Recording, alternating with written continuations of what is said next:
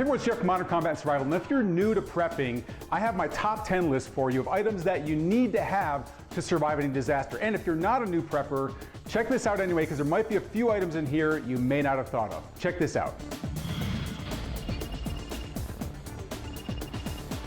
Welcome everyone, it's Jeff Anderson from Modern Combat and Survival Magazine. If this is your first time here and you want to learn more about how to survive any disaster, make sure that you hit the subscribe button and the bell to make sure that you don't miss anything. Now, if you're new to prepping, one of the biggest questions we get is, what type of gear do I need to have? Well, there's a lot of gear and it can be really overwhelming. What I want to do right now is give you my top 10 list for items that you're going to need to survive any disaster, okay? All right, we're going to do a countdown here. So number 10 is a medical kit. So for a medical kit, you don't need a gigantic mini hospital to take along with you everywhere. Besides, you need the skills to back it up anyway, right? But you do need something more than just a little thing with bandages in it, all right? So there are some other items. I do a whole other video, or I'm going to be doing a whole other video on what's in my blowout kit for survival. But you definitely need to know that basically there's not going to be any medical help, no first responders available in a lot of emergencies. So you might be your family's doctor. And the last thing you want is for your child, your spouse, or you to be sitting there bleeding or dying there without any sort of medical attention coming.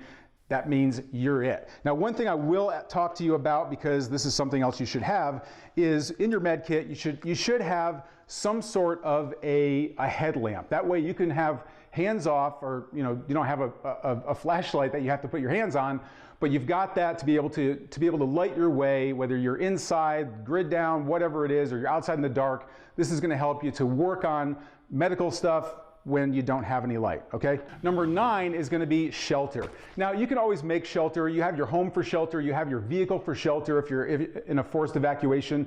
So you can always make shelter if for some reason you have to even abandon your vehicle. So there are ways to do that. But one thing you definitely want to have is an emergency blanket, or in this case, this is the TAC Bivy emergency shelter, or emergency sleeping bag. That's a Mylar sleeping bag, so it's like the emergency blanket you see. It reflects the heat back to you. But this right here is a sleeping bag format. It's going to allow you to at least stay dry as well as warm, even in frigid weather, all right? So make yourself some sort of a shelter, but make sure that you have one of these. Okay, number 8 is food. You need food, right? So a lot of people out there, they're preppers, go out and they get MREs. I've done multiple videos on this. MREs are really heavy. Even though we had them in the military when I was in the Army, they weren't the best things. And we didn't, actually, a lot of times we didn't even take that to the field. So what I do recommend are some sort of a dried or freeze-dried or dehydrated sort of food that you can take with you, because this is really lightweight. They're a lot better tasting than a lot of the stuff that's out there, and it won't take up much space inside of your survival kit, all right? Okay, number 7 is you need some way to cook the food or to stay warm if you have to, some sort of a fire starter. Now, yeah, you can sit out there and try and spark away to try and get at something, and you should have some other backup form of fire starting, but all in all, really all you need are some lighters. Now, I recommend that you bring along some small lighters, because there's gonna be other people that you might be able to trade with for food or something like that, because they don't have a means of starting a fire. Little lighters like this come in really handy for that, but for yourself, carry a bigger one too, and have a backup. All right, number 6 is a knife. You need some sort of a knife, even if it's a pocket knife, even if it's your everyday carry knife, whatever it is. I like, for survival purposes, the Gerber LMF2 is my favorite survival knife. It's the one that I carry, but you definitely need some sort of a knife. There's all sorts of tasks that you're gonna need a knife for. It's really, really handy there, okay? All right, number 5 is nunchucks, all right? Nunchucks, because you might have to defend yourself, and nothing says badass like nunchucks. I'm just kidding. You don't really need nunchucks. But if you do have nunchucks, I suggest you get ones with dragons on them, because you can harness the spirit of the dragon when you are nunchucking somebody. Anyway, the real number 5 is you do need some way to defend yourself. The best way to do that is with a firearm. Now, I'm going to have a whole other video just talking about firearms for survival. This is not a real firearm, by the way. This is my airsoft version. But a lot of preppers out there think you're going to grab your AR-15, head down Main Street, you're good to go. No, you want something that you can conceal. You don't want to show people what it is that you're using for personal defense. But if you've ever watched the news and you see how people freak out in disasters, you get looters, riots going on, chaos is happening, and things like that, you need a way to protect yourself and your family, all right? Firearm is the best way to do that. Okay, number 4 is my favorite backup weapon, but also it's the ultimate survival multi-tool, and that is a machete. Now this is our Guardian machete.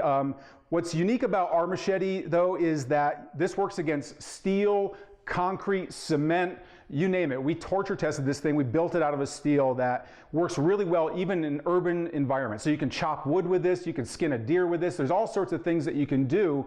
It's a multi-purpose tool, but I carried this in combat. I carried this in the military anytime we went to the field. I take it with me camping.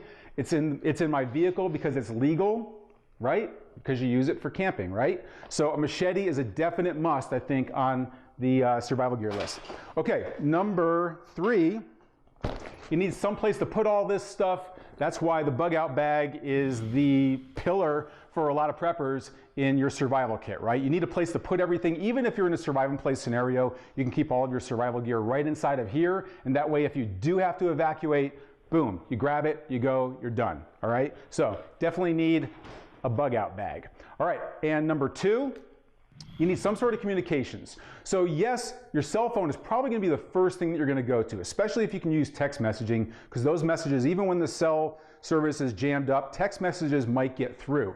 But the cell towers can go down. So you need some other way to contact your family, especially if you're moving out together. You want to take separate vehicles if you can. It's a whole other topic, but you need a way to communicate outside of the phone as well. So you need some sort of two-way communication like a radio like this. I prefer to also have one where I can go hands-free, so I can clip this on my belt, I can put this around my ear. This one even has whisper mode to it, so if I'm like in an urban area, I don't want people to know I'm talking or whatever, I'm hiding behind a dumpster, this is what I have to be able to talk to other people that are on my survival team, okay? All right, and this is a big one that people get. So this is number 1 because for survival, what do you need, right? You need air, sure. But the next thing that you need really is water. Now, what a lot of people are doing is they're storing water, or they'll put like water bags or water bottles inside of their survival kit.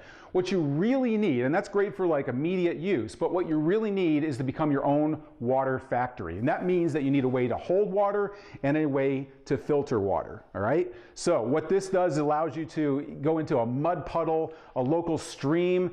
You can go to pretty much anywhere and it's going to filter all the nasties out of it so that you have ongoing water. You're not relying on the government to come in with the big water trailers and things like that. You don't have to go out there and stand in line with all the other people waiting for water. So number 1 on my list is definitely your own water factory, all right? So that's my top 10 list. What I want to know is what is your list? What did I leave off the list that you would also add to this? Obviously, there's a lot more to this than these 10, but I want to hear from you. So go ahead and leave a message down in the comments below.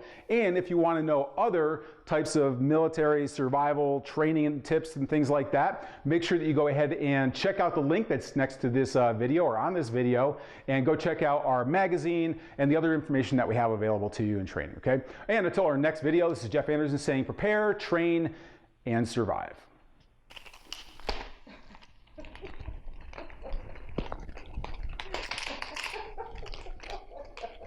I would just circle like this and just hit everybody around me.